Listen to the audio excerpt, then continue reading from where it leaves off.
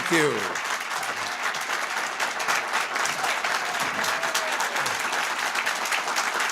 Thank you very much.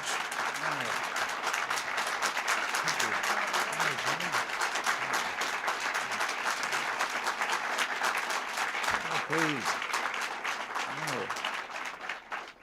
Well, thank you very much, and welcome to the White House. You didn't know it. They call this the White House, too.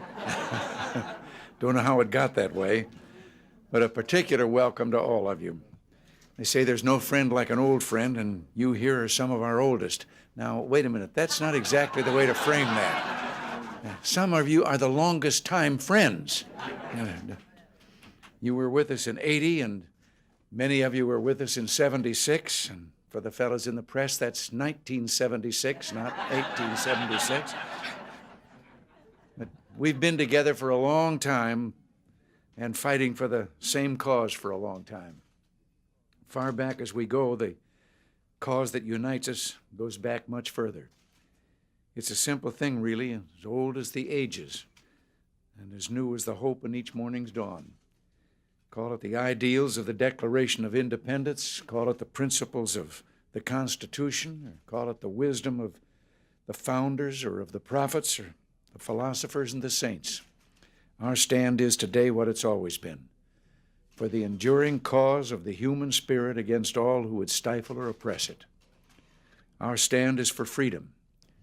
When we got started, the received wisdom of sophisticated opinion all over the world was that people no longer really cared about freedom, that government could do it all, and should, because government was so very wise. I've always thought that the common sense and the wisdom of the government were summed up in a sign they used to have hanging on that gigantic Hoover Dam. It said, "Government property, do not remove."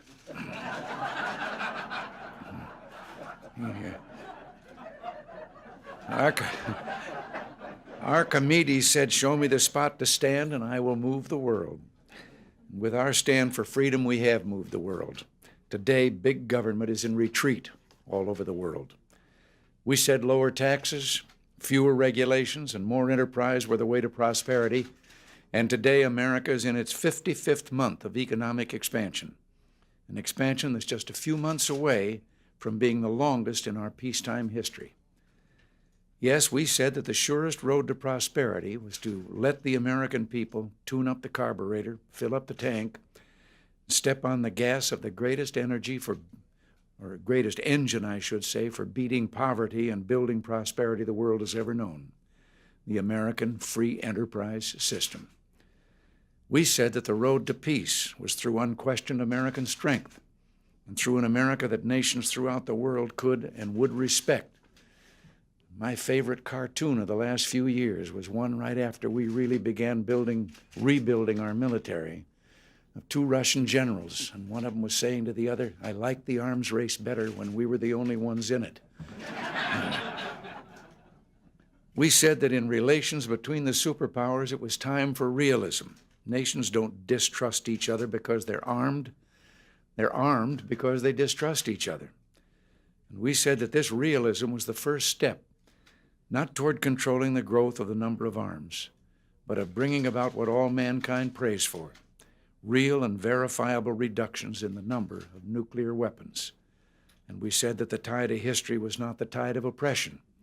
The tide of history is a freedom tide. In the last 6 years, not one square inch of ground has been lost to communism, and a small nation, Grenada, has been liberated. This is what our crusade has meant to America and the world.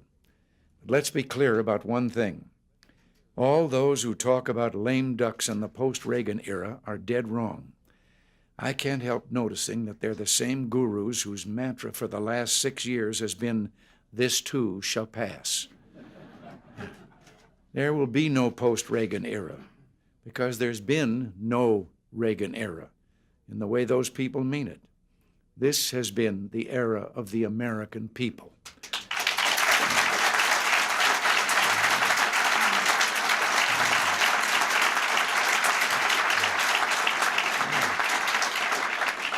Leaders may come and go, When it comes to the American people, their truth keeps marching on. The challenge for us today is to use the next year and a half to secure the progress that we've made so far, to ensure that America's legacy to the 21st century is one of prosperity, strength, peace, and freedom. We can prepare America for entering the decade and the century ahead, and the first job before us is right here at home. It's just this simple. Some in Congress want to cut defense spending, raise taxes, and go back to the days of big government. Well, I won't let them.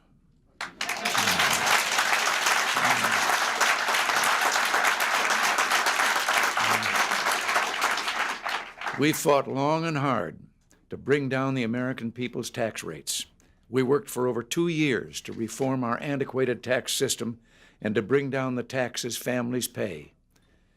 I can't help but remember that just recently at the Economic Summit, I whispered while we were sitting around the table to one of my colleagues there, the head of one of our allied trading partners, about what was the lowest tax rate in their income tax. It was only 1 percentage point less than our highest rate is going to be as of next year when our reform is fully implemented. 27% they start at. We finish at 28.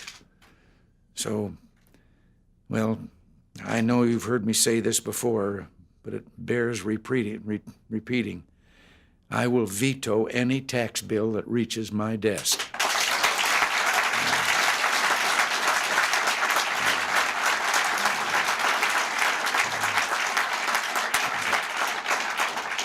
Last week, Congress passed a budget resolution that would repeal much of the progress we've made in the last 6 years. The Republican Senate Staff Committee on the Budget estimates that this resolution nearly doubles the rate of growth in total spending over this year. The resolution calls for new taxes, more than $19 billion next year alone. And on defense, the House Armed Services Committee wants the Defense Department to put off paying its bills for the last 12 days of the year, which pushes $6 billion into 1989. Might make 1988 look a little better for 12 days, but to get a full defense appropriation, also under their bill, I have to agree to raise taxes. But even this so-called full appropriation is a cut in defense spending after inflation. Well, I have just 3 words to describe appropriation bills that come to the White House reflecting that budget resolution. 3 words: dead on arrival.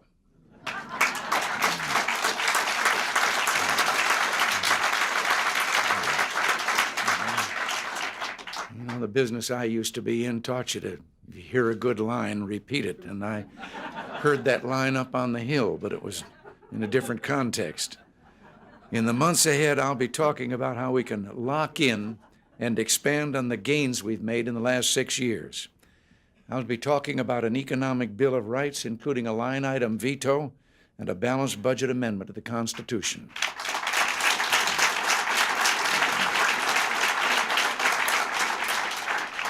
You know, the polls indicate that more than 80% of the people in this country want that balanced budget amendment. The first Bill of Rights took 2.5 years to pass, so this will be a long road, but we owe it to our children to be sure that by the end of the decade, they have an economic Bill of Rights. Now, this isn't the time to move backward. It's the time to move forward. Our strong national defense has brought us close to an arms reduction agreement with the Soviets, and make no mistake about it, I think that's the principal thing that brought them to the table to, for the first time in their history, actually themselves suggest reducing weapons, the number of weapons they already had. For the end of this year, we could have an agreement to reduce intermediate nuclear weapons. As I say, this will be the first true arms reduction agreement ever. When we first talked about reducing arms rather than controlling their growth, we were told that we were naive. We couldn't be serious. Well, now an agreement is in sight, and that is because we've been strong. And this is not the time to backtrack, and there's someplace else we shouldn't backtrack. Democracy is on the march throughout the hemisphere. 10 years ago, only a third of the people in Latin America and the Caribbean lived in democratic countries or countries moving toward democracy. Today, 90% do. In Central America, only Nicaragua stands against the democratic tide. Nothing has been said in the last 6 months that changes one basic truth. For our nation and for the cause of freedom and democracy around the world, America must stand by the freedom fighters in Nicaragua.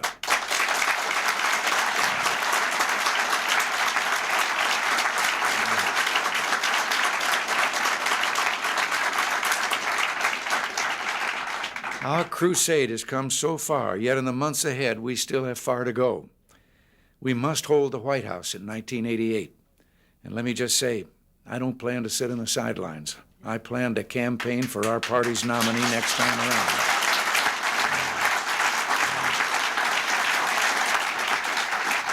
And I also plan to work for our senatorial, gubernatorial, and congressional candidates, and I hope all of us here will be working together.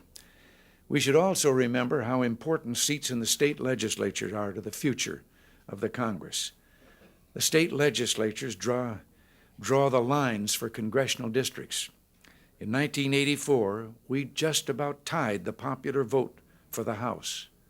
Think of it, just about as many people voted for Republican candidates as Democratic candidates, but we lost the seat count. And that was because of the way the districts were drawn. 1970, when I was still governor of California and they drew up the redistricting there, I think the only Republican district they left us was south of the border. We have a duty to make sure that next time around, when the district lines are drawn, they're done in a way that will let the people's voice be heard. So this is my call to you today. We've come this far together, but the journey isn't over. We've won many battles, and our brows are covered with sweat, and our bodies have wounds. But let our hearts remain full and strong. We have more battles yet to win, and standing shoulder to shoulder, we'll win them. And in that context, I have to ask you for something to do. I know how hard you're going to continue working as you always have. But back in 1966, we gave birth to something in California that turned out to be so successful in the whole history of our party politics. The 11th commandment, thou shalt not speak ill of another Republican. And we observed it.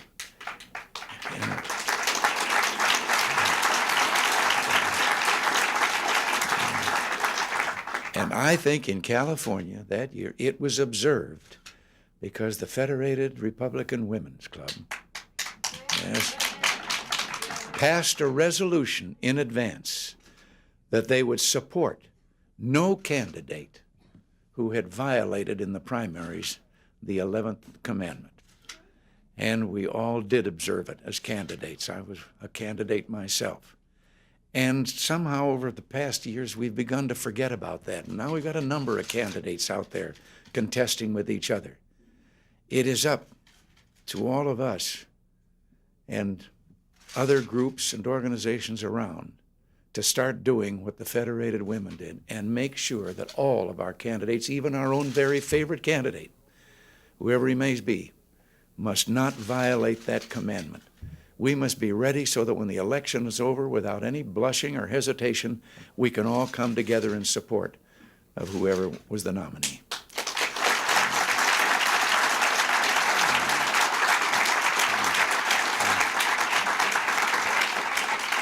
Well, I haven't got any more song to sing, so I'll just, again, say thank you all for so much that you do. Thank you, and God bless you all.